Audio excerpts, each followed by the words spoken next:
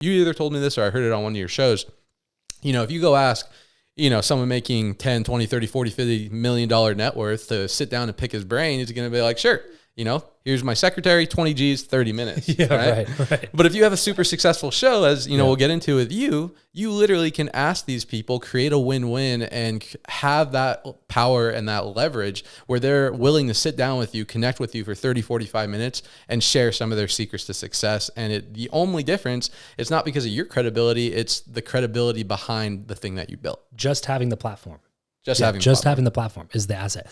Dude, the first times I realized this was like, You'll see this dynamic play out in real time if you go out to a bunch of events or you see people that are really high level interacting with each other. The first time I kind of realized this was with Lewis Howes, because when this was back in 2017 when I was first getting started with my show. I went to this event and it was like a red carpet type event, and there's a bunch of like really high level entrepreneurs and a couple, more like closer to celebrity status type people.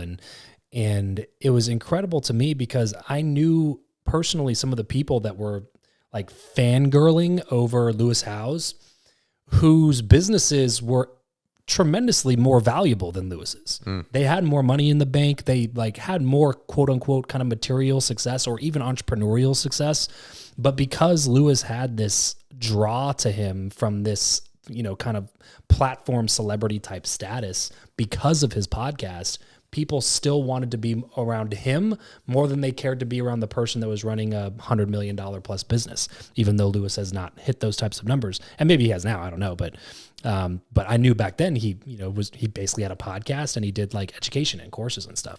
And he wasn't hurting for money, but like I said, he wasn't running a 9-figure business or starting a $1 billion unicorn. You know what I'm saying? Like it was just, he was a podcaster. And it was like one of the first times that clicked to me, like there's this kind of celebrity style draw that happens if you have a show that has any sort of like level of success on it.